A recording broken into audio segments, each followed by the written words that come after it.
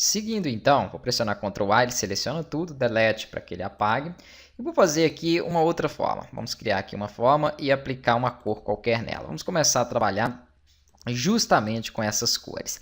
Quando você abre a paleta de cores, ele te dá a opção aqui de selecionar uma cor sólida primeiro, né? Aqui você tem as tonalidades e aqui a intensidade dessa cor, né? Mais fraca ou mais escura. E aqui, como eu já tinha falado, a opacidade dela. Eu posso aplicar tudo isso somente pelo meu seletor de cor, e isso utilizando somente um tipo, que é o tipo de cor sólida. Se você clicar aqui a Semi-Solid Color, você vai ter a opção de cor linear, com gradiente, ou radial. O linear, vamos falar aqui primeiro dele, ele deixa que você posicionar totalmente o seu linear, né, o seu gradiente, sua gradação de cores, faz uma combinação inicial de duas cores. Para mim alterar essas duas cores, para que eu possa modificar, basta eu clicar sobre o ponto e definir a coloração que eu quero para ele. Então, vou colocar, por exemplo, esse de cima azul, com azul mais escuro. Vou clicar no segundo ponto, que é esse de baixo, ou posso clicar diretamente aqui e colocar ele com uma outra tonalidade. Vou colocar um azul mais clarinho. Percebam que bacana que é a mistura dessa gradação. Então, nós já temos aqui uma mistura. Vou até rolar um pouquinho aqui a tela com o Screw, para não ficar em cima.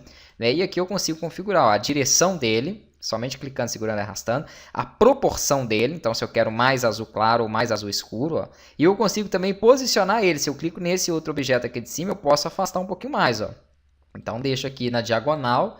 E aqui então eu tenho uma mesclagem, uma mistura dessas duas cores aqui do meu gradiente. É muito bacana e com uma qualidade, né, muito alta.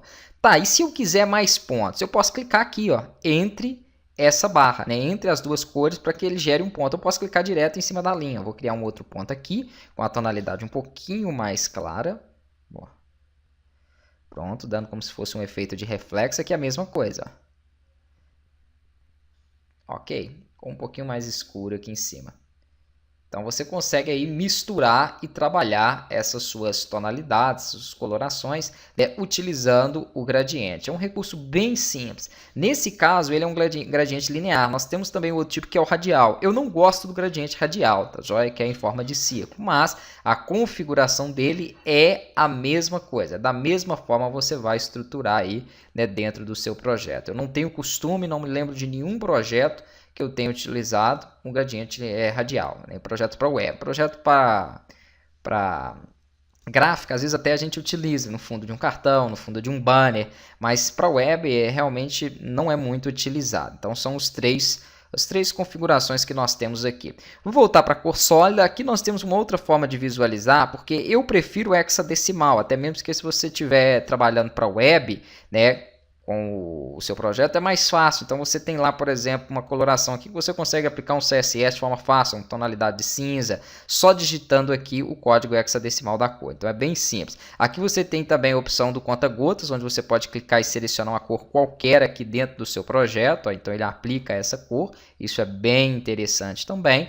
E aqui, se você gostar de uma cor, fizer uma configuração de uma cor, por exemplo, e gostar dela, você pode clicar no mais para que ele insira essa cor aqui, de forma rápida. Então, se eu tiver modificado, não gostei, voltar para aquela, eu clico nela e aí então eu tenho aquela cor ali novamente aplicada. Aqui nós temos também como trabalhar em RGB, digitando os códigos RGB ou HSB, que já não é tão comum, onde ele aplica aqui saturação, luminosidade, opacidade. Eu acho a forma mais simplificada e melhor, principalmente para protótipos aqui voltados para a web, você trabalhar com um hexadecimal. Uma outra coisa que é possível fazer, vamos colocar aqui um linear nele.